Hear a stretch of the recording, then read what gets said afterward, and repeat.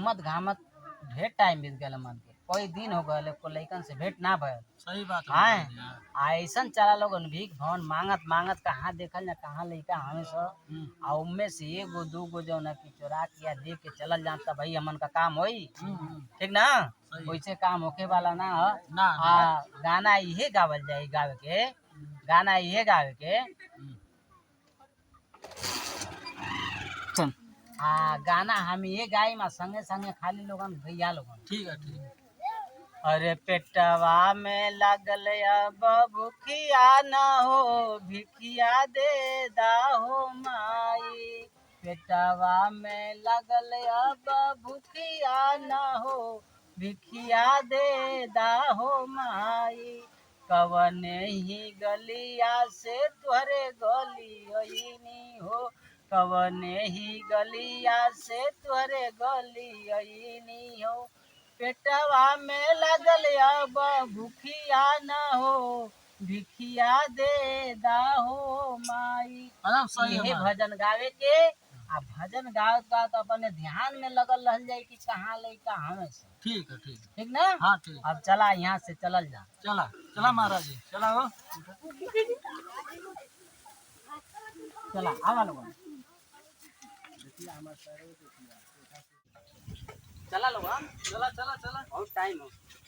अरे पेटवा में लागल अब भूखिया न हो भिखिया दे दाहो माई।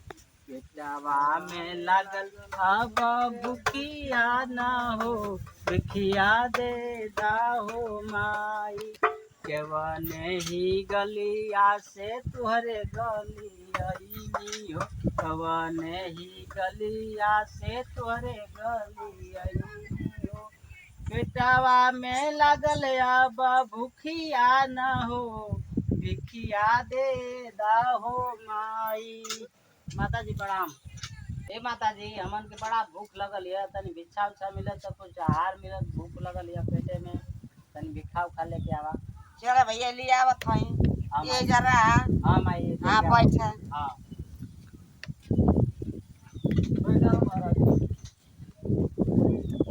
माता जी गईली अब माता जी गईली घर में भिक्षा आने। हाँ हाँ आ दूगो लइका लोग बैठल हैं, अब ऐसा चाहे हमन के ना मिली। सही बात है। ठीक है ना? तो हाई सुनावत है जा, सुना के ना लोग के ले चला जा। ठीक है ठीक हाँ सुना रे सुना लाल उठाओ उठाओ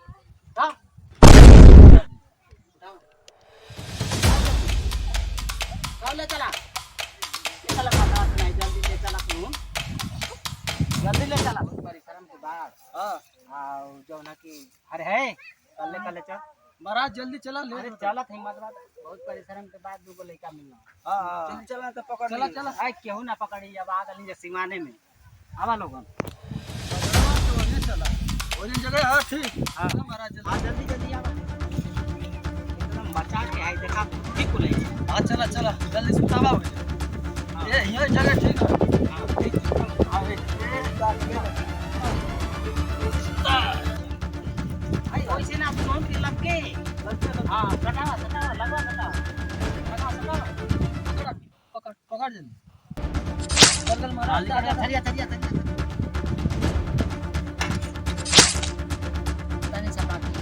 हाँ बस बस अपन काम हो गया। ठीक है महाराज काम हो गया इनके छोड़ा उड़ा दा लोगन आप चला निकल एक शीशा जल्दी पैक कर।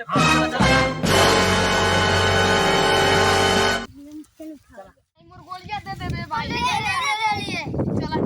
अरे भाई ई त मन के गुमम के लइको जना सुतल का हम थोड़ी बे आउ छपरा आवाज चोरवा आलो न जना तुम को किरनु आने के किरनु के लल खून छिटका। अरे खून का सा अरे हां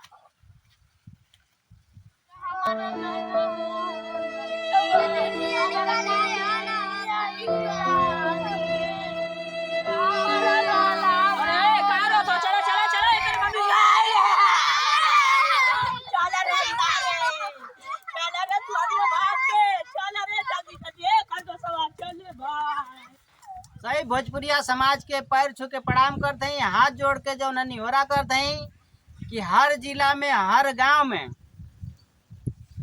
किडनी चोर कबाड़ी का भेष बना के, साधु का भेष बना के, बहुरूपिया का भेष बना के हर गांव गांव में जो न की छितरागल में दादा माता जी से, भैया भौजी से, बहन भाई से ये हम प्रार्थना करते हैं कि अपने बेटी बेटा लड़की लड़कन के जो न की अपने नजर के सामने रखा लोग, नजर से बेनजर मत करिया लोगन, नहीं तो आप लोगन के सामने जो न कोनो घटना घट सकेले और चोरी चमारी से जो न की बचल रहा लोगन। आ एकर जो न की पता लगावा लोगन की ई जो न जड़ कहाँ से जो न की शुरुआत भइल है। ये जड़ का आप लोगन से हम ये निहोरा करते हैं, विनती करते हैं, प्रार्थना करते हैं कि जल्द से जल्द जौन भी चीज ही होता चोरी वाला लड़की लड़कन का ये जल्द से जल्द जो है कि मिले के चाहिए। और ये वीडियो में हमसे अगर जो कोनो गलती भइल तो अपन नाती बेटा पोता समझ के लोगन माफ करिया।